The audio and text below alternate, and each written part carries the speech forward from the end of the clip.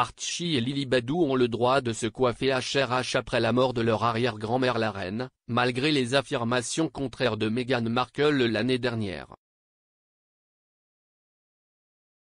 Les enfants du duc et de la duchesse de Sussex sont désormais respectivement princes et princesses grâce à un édit peu connu émis par le roi George V, le propre grand-père de la reine, il y a plus d'un siècle.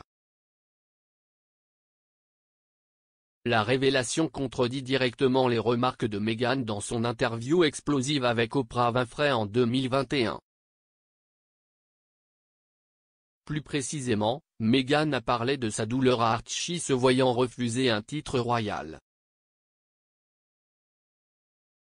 Cependant, sa suggestion selon laquelle Archie avait été délibérément exclu n'est pas étayée par les faits énoncés dans un instrument juridique connu sous le nom de lettre patente, délivré par George V le 30 novembre 1917. Plus précisément, cela stipule que les enfants de tout souverain de ces royaumes et les enfants des fils de tout tel souverain et le fils aîné vivant du fils aîné du prince de Galles doivent avoir et à tout moment détenir et profiter du style, titre ou attribut d'altesse royale avec leur dignité titulaire de prince ou de princesse précédée de leurs prénoms respectifs ou de leurs autres titres honorifiques. En effet, le fils de la reine devenant le roi Charles III, ses petits-enfants, dont Archie et sa petite sœur Lilibet, sont automatiquement devenus des princes ou des princesses.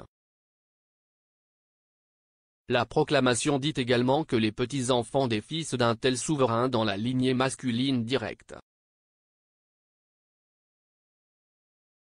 auront et jouiront en toutes occasions du style et du titre dont jouissent les enfants des ducs de ces nos royaumes, si est à dire, seigneur ou dame devant leur prénom. En outre, à l'exception de ce qui précède, le titre ou l'attribut de style d'altesse royale, d'altesse ou d'altesse sérénissime et la dignité titulaire de prince ou de princesse ne seront désormais assumés ou portés par aucun descendant d'aucun souverain de ces royaumes. S'adressant à l'animateur du talk-show dans une interview projetée par CBS le 7 mars 2021 et sur ITV au Royaume-Uni le lendemain, Meghan a nié tout attachement à ce qu'elle a appelé la grandeur des titres royaux.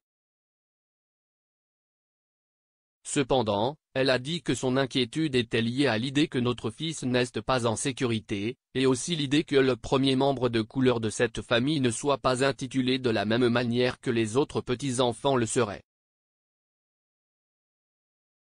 La seule façon d'empêcher les enfants de Meghan et Harry d'avoir des titres royaux serait que le roi Charles III modifie les lettres patentes pour les empêcher de le faire. Meghan et Harry ont cessé d'utiliser leur propre style de HRH après avoir pris du recul en tant que royals de première ligne et avoir déménagé aux États-Unis au début de 2020. À la naissance d'Archie, il aurait pu recevoir le titre honorifique de comte de Dumbarton ou de Lord Archie Mountbatten-Windsor. Au lieu de cela, le couple royal a opté pour le simple maître Archie Mountbatten-Windsor. Harry lui-même a parlé dans le passé du fardeau d'avoir un titre royal, affirmant que son temps dans l'armée britannique, au cours de laquelle il était simplement connu sous le nom de Harry, était la meilleure évasion que j'ai jamais eue. Également lors de l'interview d'Oprah, diffusée lorsque le mari de la reine, le duc d'Édimbourg, était malade à l'hôpital, Harry a parlé de son respect pour sa grand-mère. Meghan a dit la reine a toujours été merveilleuse avec moi et a dit qu'elle lui téléphonerait juste pour s'enregistrer.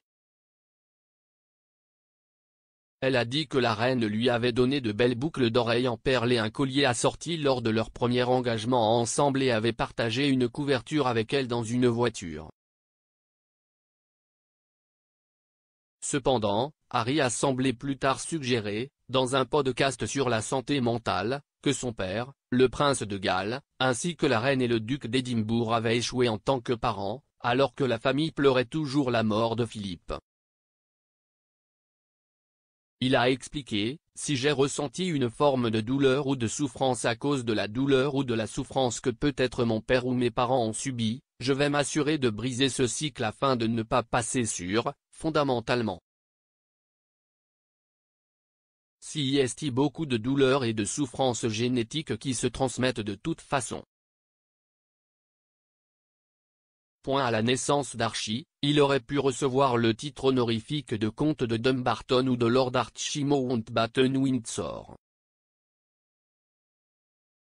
Au lieu de cela, le couple royal a opté pour le simple maître Archie Mountbatten-Windsor.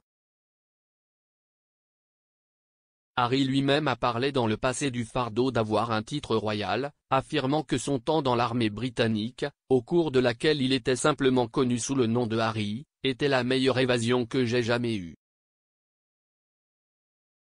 Également lors de l'interview d'Oprah, diffusée lorsque le mari de la reine, le duc d'Édimbourg, était malade à l'hôpital, Harry a parlé de son respect pour sa grand-mère.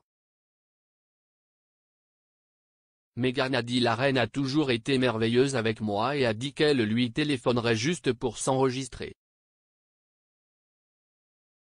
Elle a dit que la reine lui avait donné de belles boucles d'oreilles en perles et un collier assorti lors de leur premier engagement ensemble et avait partagé une couverture avec elle dans une voiture.